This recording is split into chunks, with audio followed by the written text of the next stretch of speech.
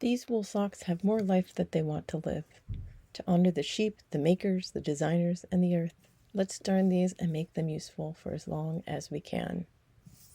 To darn a hole, you'll need a few materials and tools. There are some beautiful tools and materials, but you can mend with simple things you may already have.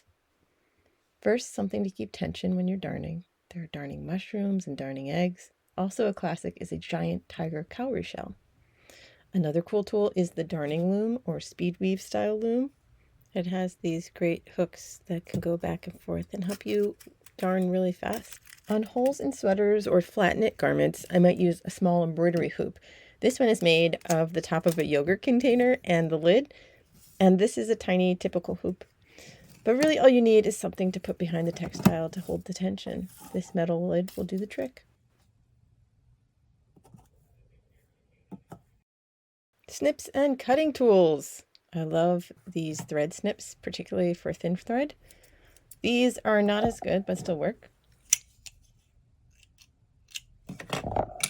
Tiny scissors are good for mending on the go, but not so much for thick yarn or heavy-duty material. These are more all-purpose. For fabric patches, I sometimes use some of these other cutting tools. But a decent pair of scissors to just snip and cut the yarn will be more than good enough. Next, let's talk yarn and thread. I have merino wool unraveled from an old sweater, some cotton for denim repair, some cotton embroidery floss dyed with indigo. But for a wool sock, let's go with some medium weight wool.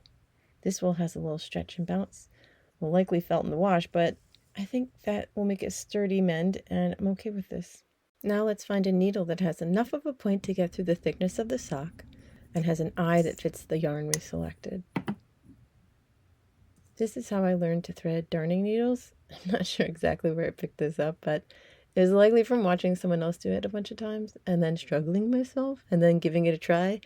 And now this is just often how I do it.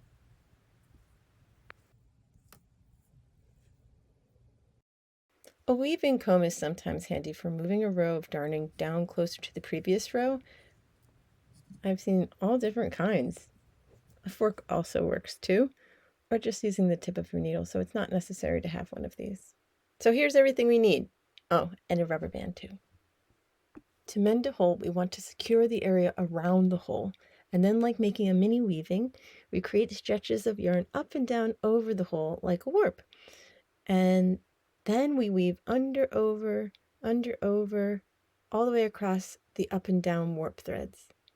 Okay, to start, I remind myself, and perhaps someone out there will benefit from this reminder to me as well, that I am going for mended and not perfect.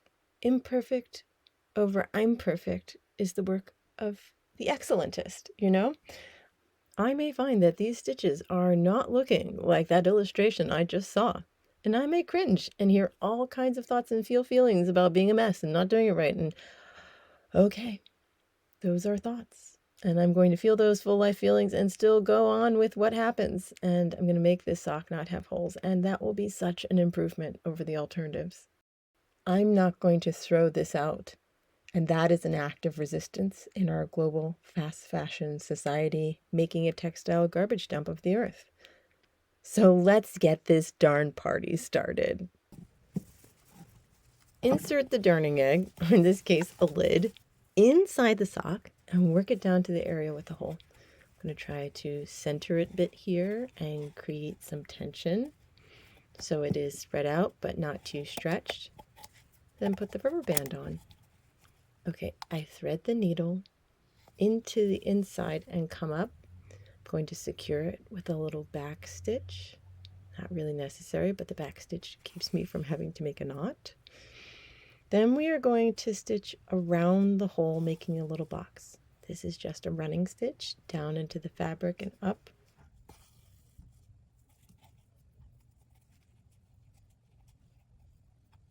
You can do a few of these at a time and then pull through and flatten it out so there isn't bunching.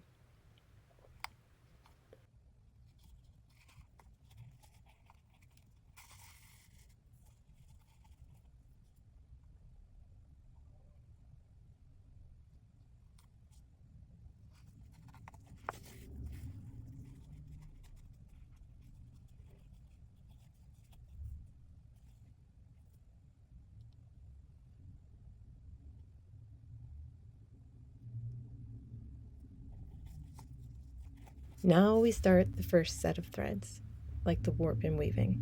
Go across the hole to the other side of the square and then down into the sock and back out. And do that going to the other side.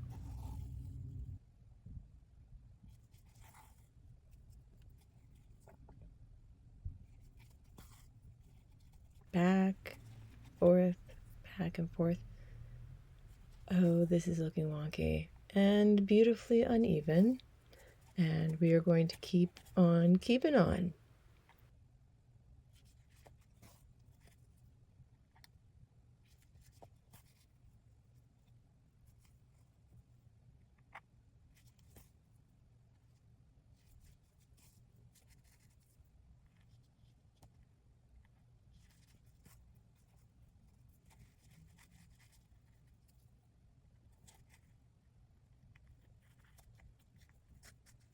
Secure the end and snip the excess.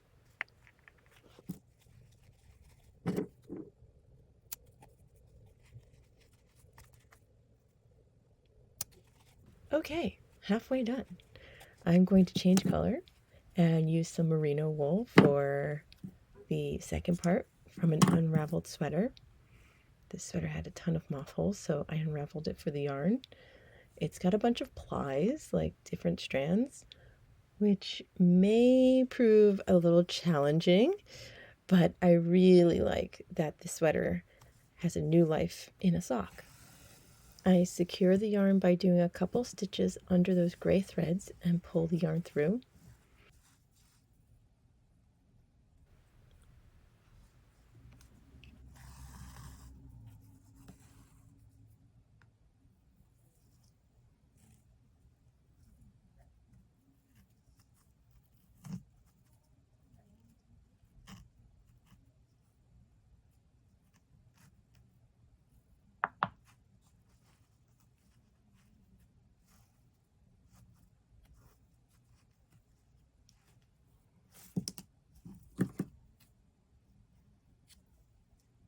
Okay, let's try this again. Now we are going to go under and over and under and over these threads all the way across to the other side.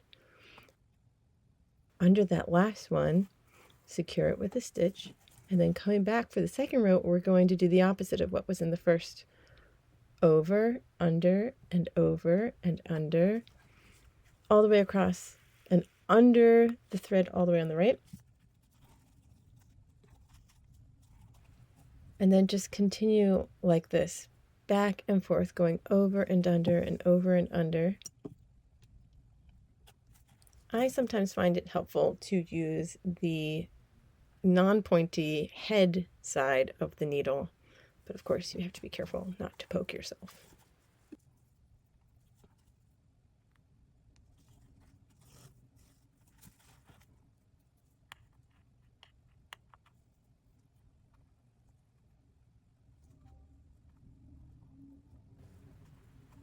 I think this is looking pretty good.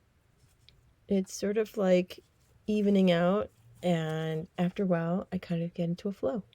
So do this all the way until the end, and when you're in the last row, this kind of gets a little tricky, and you might find that you need to take it one stitch at a time.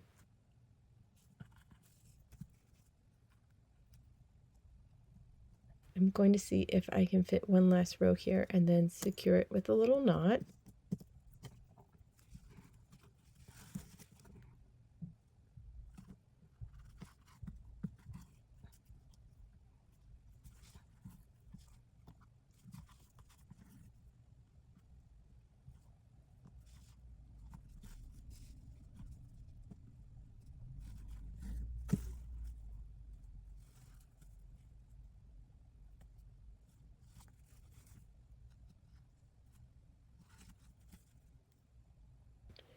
And hide the end underneath all of that little weaving.